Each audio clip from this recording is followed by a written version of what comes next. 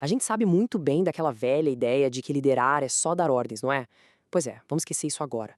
Hoje a nossa análise vai mergulhar direto no capítulo 2 do nosso material de estudo sobre liderança cristã. E o que é genial nesse texto é que ele muda completamente a nossa percepção. Ele nos tira daquela visão rígida de autoridade e nos leva a abraçar a liderança como um serviço colaborativo e superpastoral. É uma mudança de paradigma daquelas. E quem já estuda o tema com a gente com certeza vai adorar os detalhes que vamos explorar hoje. Vamos mergulhar direto nesse material acadêmico para entender exatamente o nosso foco. Enquanto o primeiro capítulo ficou mais na teoria, este aqui nos leva para as trincheiras, para a rotina diária e concreta de um líder pastoral. E a gente sabe bem que a prática é quase sempre muito mais desafiadora.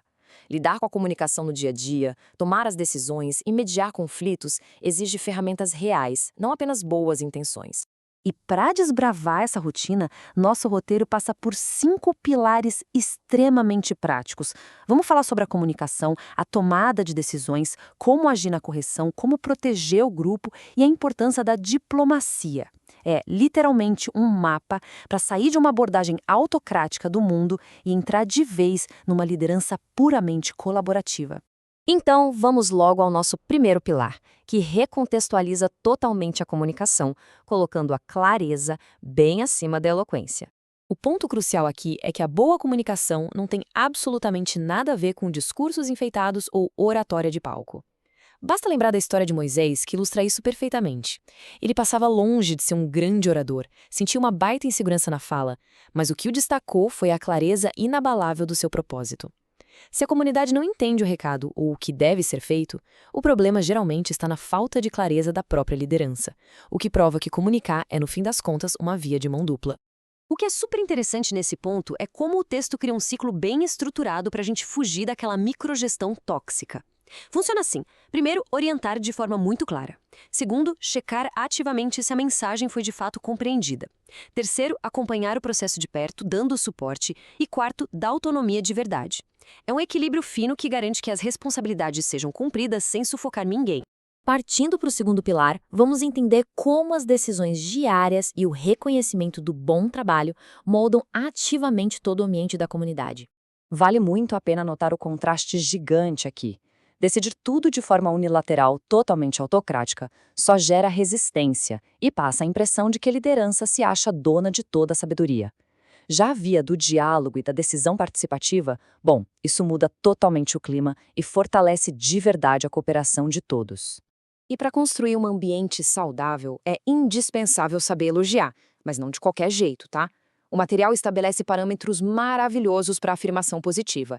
Ela precisa ser breve, bem específica, ancorada na verdade, no momento certo e focada no esforço, na atitude da pessoa. Elogiar apenas a inteligência inata ou o talento cria uma pressão paralisante, enquanto o foco no esforço cultiva uma mentalidade de crescimento. Agora, antes de encararmos os temas mais pesados da liderança, vamos fazer uma pequena pausa para pensar nessa pergunta profunda. Qual é a real motivação por trás da disciplina? Esse questionamento muda todo o jogo e reformula o jeito da gente enxergar a correção. E é isso que nos leva ao nosso terceiro pilar.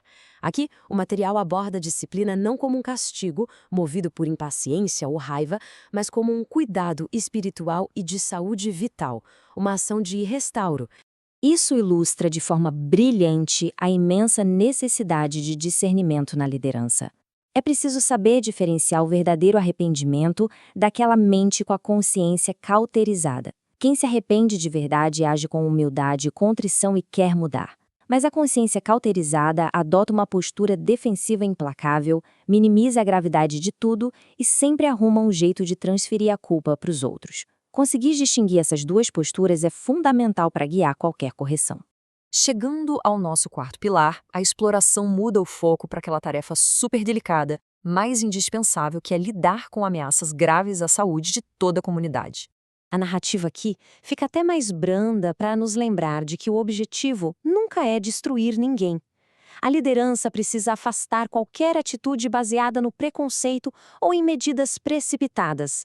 A disciplina tem que ser aplicada sim, mas sempre com muita paciência, ternura e estrita proporcionalidade.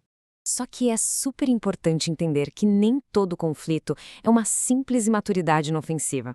Às vezes, a situação envolve ações ativamente destrutivas, gerando divisões e confusões sérias, o que o texto chama de lobos, referenciando Atos 20. Diante disso, a liderança não pode hesitar. É preciso agir e proteger firmemente a comunidade dessas ameaças, sejam elas de fora ou de dentro do grupo. E por fim, vamos ao nosso quinto pilar para ver como tudo isso se une na resolução diária dos conflitos que qualquer pessoa na liderança vai enfrentar. O que é fenomenal nessa tabela é como ela mapeia perfeitamente o conceito de diplomacia. Ela nos prova por A mais B que é possível ter firmeza sem ser agressivo, ter cuidado pastoral sem cair na permissividade e comunicar com clareza total sem resvalar na crueldade. Preservar as relações usando o tato e sabendo o tempo certo de agir não é um sinal de fraqueza, é sinal de uma maturidade profundíssima. A fonte nos deixa um aviso muito sério contra os impulsos. Quando a pressão aumenta, a nossa vontade humana é agir na hora, no calor da emoção, não é? Mas a liderança de verdade exige apertar o freio, unir a responsabilidade prática com muita oração, busca por bons conselhos e bastante reflexão para evitar danos irreversíveis ao grupo. A liderança é verdadeiramente um exercício de autoridade suprema ou um ato profundo de serviço colaborativo e restaurador? Fica aqui essa poderosa reflexão final para encerrar a nossa exploração de hoje. É um pensamento que nos deixa sempre com fome de aprender ainda mais sobre a verdadeira essência do serviço pastoral.